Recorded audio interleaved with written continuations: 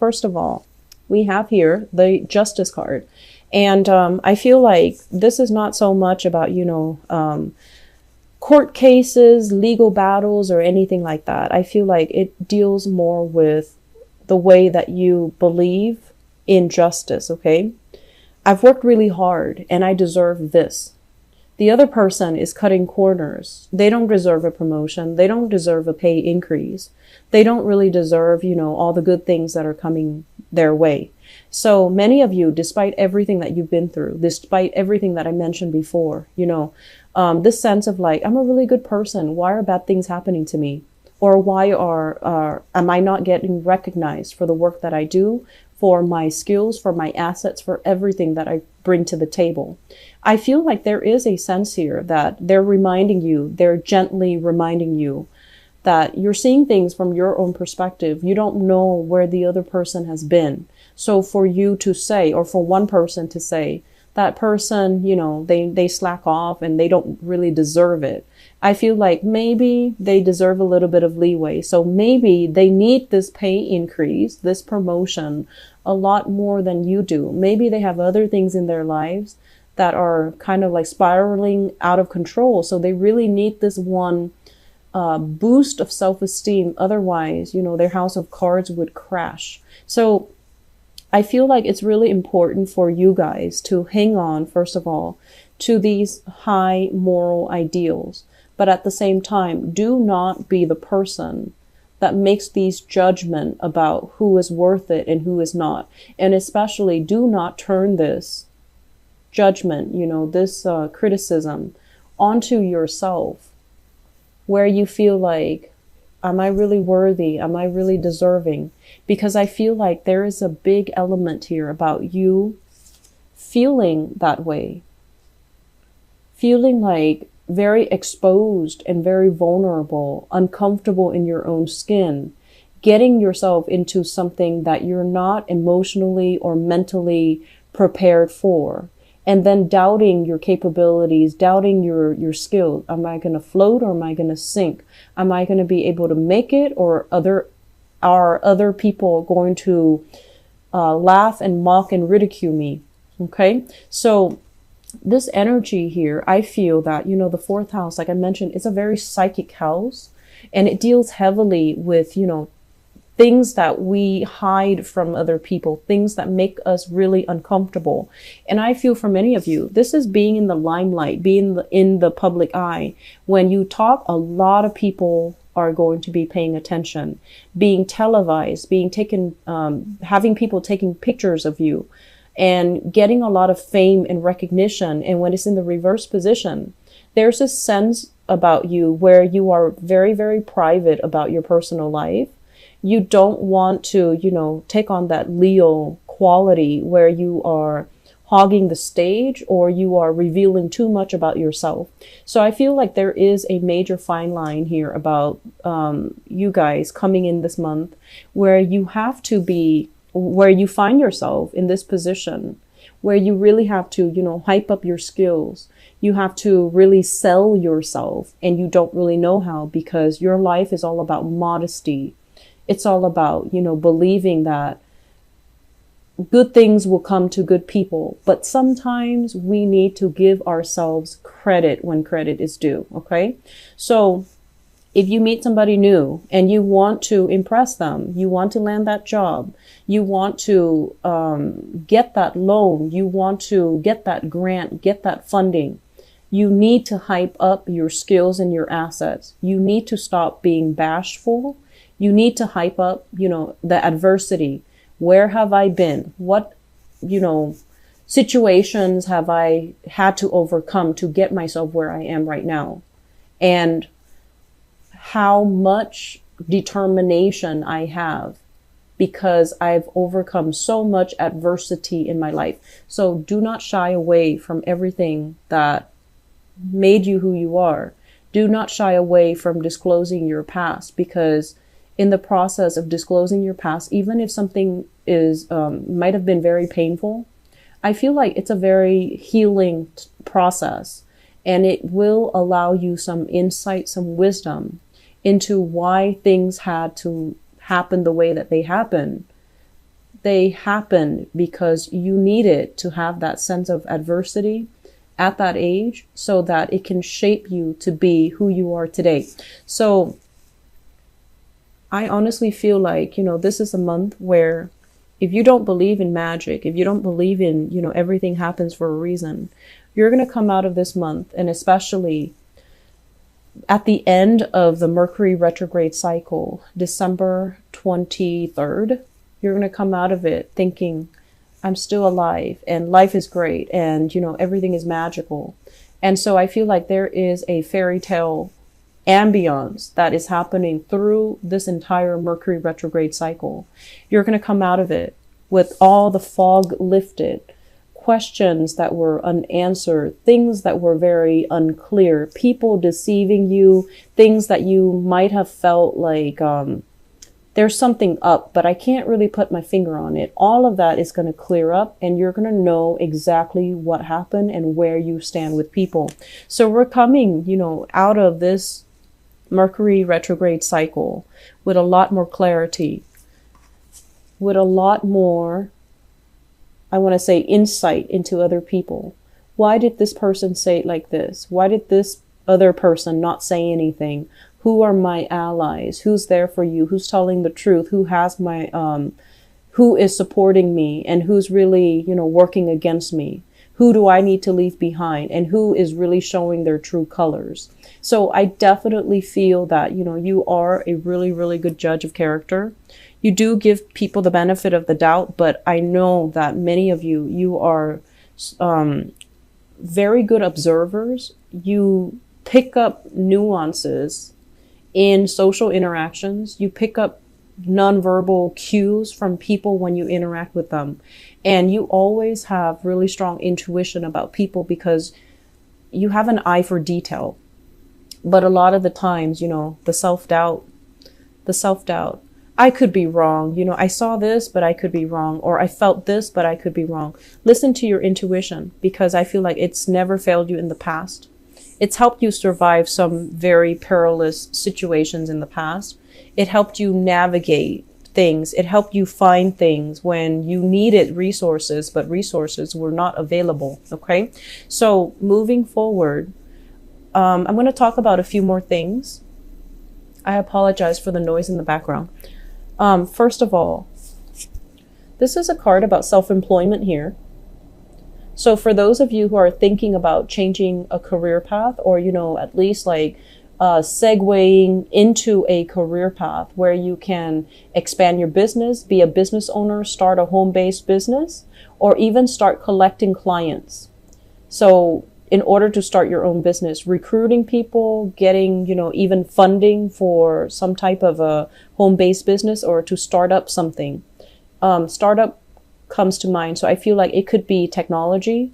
And I feel like for those of you who are not heavily, technological, you might need to employ other people to work under you. And these people have the technological know-how. And so they're working under you. And it can feel very, very scary when you're not an expert in your field and you're trying to venture into that field and you have to delegate responsibilities to other people. And they're experts in their field, but you're overseeing the work and you might not, know 100% everything that's happening. So that process of having trust and faith that the other person is going to do uphold their end of the bargain and do the job properly, I feel like it's still very, very scary. So I feel some of you who are business owners, you're contracting out your work. You're hiring new people. You're overseeing the new people doing the work for you. And it can be very, very uncomfortable. And you're kind of battling yourself to not micromanage, because you know that, micromanagers are not very well liked. And then you also know as well that if you breathe down their shoulders, they're going to be resentful. They're going to be up in arms. But you also know that you have to give them, incentives for them to work fast. You also know that you can't give them way too much leeway, because then they're going to feel like they're self-employed and they're going to work at their own pace. So trying to find this middle ground where we don't micromanage other people, but we don't at the same time become an absentee boss and just let the workers run the ship. I feel like it's a very, very fine line, and some of you need to find a way to rectify the situation. And I would say that, the best policy overall is to be very strict in the hiring process. Who you bring on board, do they have good recommendations? Doing that to begin with is going to save you a lot of trouble. So you're in the process of experimenting, and I feel like it's kind of like at the later stages of this process of experimentation, because you've already got some things finalized and you're already on track to recruiting possibly the best of the best and people that you trust. So I feel like there will be a lot of opportunities for collaboration. I feel that there will be opportunities, for leisure time, mainly because other people are doing the work. And you're not going to be terribly busy. So you definitely have enough time to start a new venture, to start a new business, to do something on the side to create money for you. Look into the stock market, look into, investment opportunities, and, studying something that you've wanted to undertake but didn't have the time in the past. Okay. So moving into this month, there is going to be a major, major change and a major overhaul in your financial situation. We have here the Four of Pentacles and an Eight of Pentacles right on top of each other. So this is kind of like releasing something that is very security oriented, something that we were very, very fearful to let go because we feel like, what's the alternative? Once I let this go, what else is going to be in store for me? Am I going to be the same? And in the process of letting it go, I feel like there's a doubling in income. So for some of you, this could also be like mortgages, selling property, selling things that you don't need, putting things even online, and getting rid of things that are really, clogging up your life, that are really bogging you down emotionally and physically. Okay. Getting rid of things. So I do feel like a huge income jump here. So if you are adamant about, looking for work, because this is all about sending pieces of yourself out into the universe, either through resumes, through CVs, through some type of especially online nowadays, online job recruitment portals. I do feel that it's going to allow you, the steps to get there so that you can double your income, so that you can achieve a lot more job satisfaction, have a lot more free time, even reducing the amount of hours that you work so that you can work and not feel pressured. So I feel that there is a process here of separation from a specific environment, releasing expectations and, releasing control in a situation. And once you are able to do that, you're going to breathe so much better. You're going to feel this burden, alleviating from your chest, and you're going to feel very, very, very happy and secure. Okay. I feel as well, I mentioned earlier, I do feel a very strong maternal, paternal vibe, especially with this Nine of Pentacles. If you are at a point where career and work and money is flowing well, and you don't have to worry about, how you're going to make money, living from paycheck to paycheck, you don't have those concerns anymore. The major concern, I feel, is going to be family related, okay? And you're going to have to also relinquish control. Don't be the one person that comes to everybody else's rescue. When they mess up, let the other person deal with the consequences, okay? This is how we teach accountability, and this is how we teach someone to understand actions and consequences. So this is a card kind of like, control. A lot of the times we intervene, we step in for somebody. It's also because we want to be involved in that situation. We want to control the outcome in that situation. And we also have this, this latent inability to trust that the other person can do it the right way. So it boils down to control. And once you relinquish that, once you let somebody, step up to the plate, take care of things when they go awry so that they can work on their problem solving skills, so then they can work on critical thinking skills, so that they can learn to be self-sufficient and to be as well resourceful.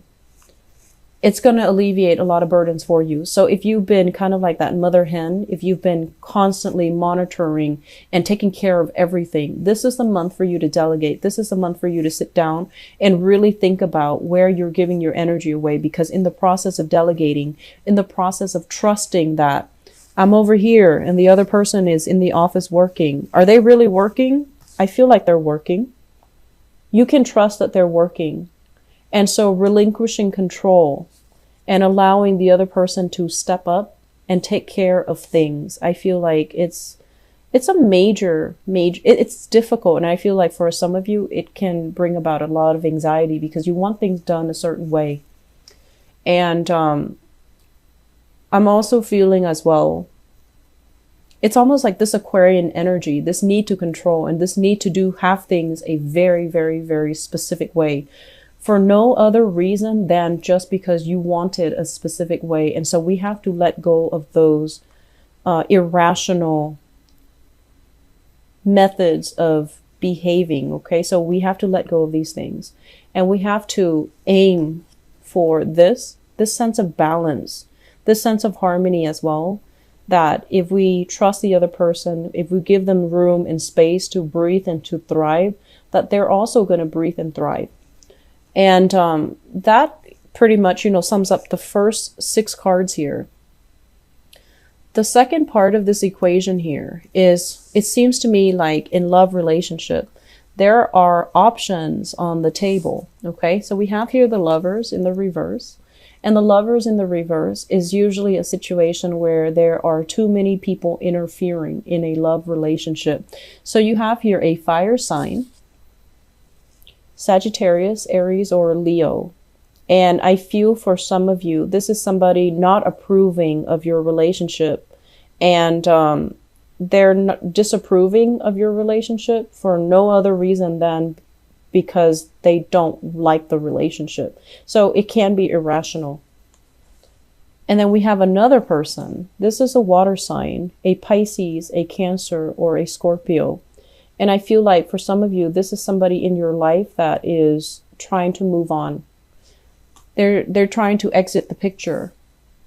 And I'm also feeling as well, if you are debating between these two characters, if it's a situation where both of them are involved, I feel like the fire sign might be a more truthful, honest, stable relationship partner.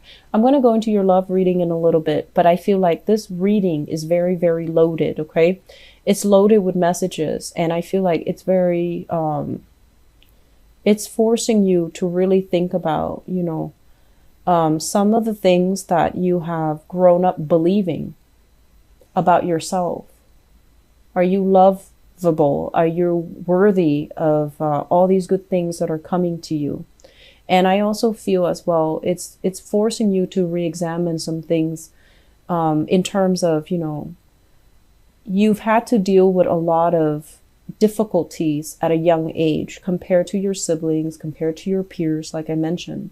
And these are character building life events that shape you into the person that you are right now.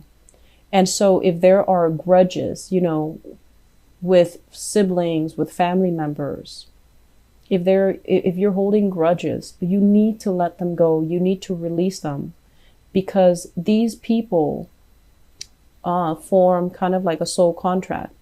They're here to help you get where you are today.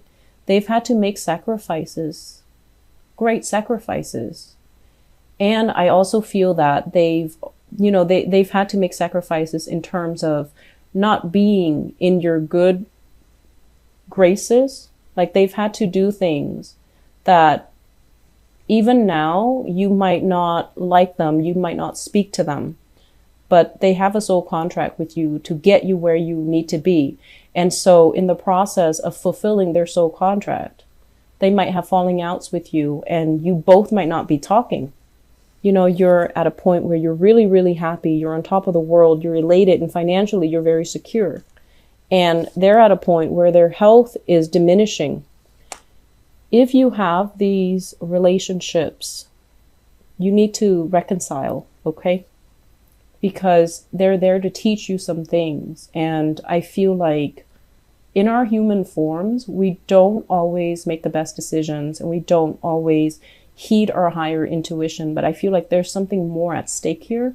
And I feel a lot of it has to do with, we needed to experience these things, these relationships, these ways of loving, these ways of behaving at a young age, because they're shaping you into a much stronger person.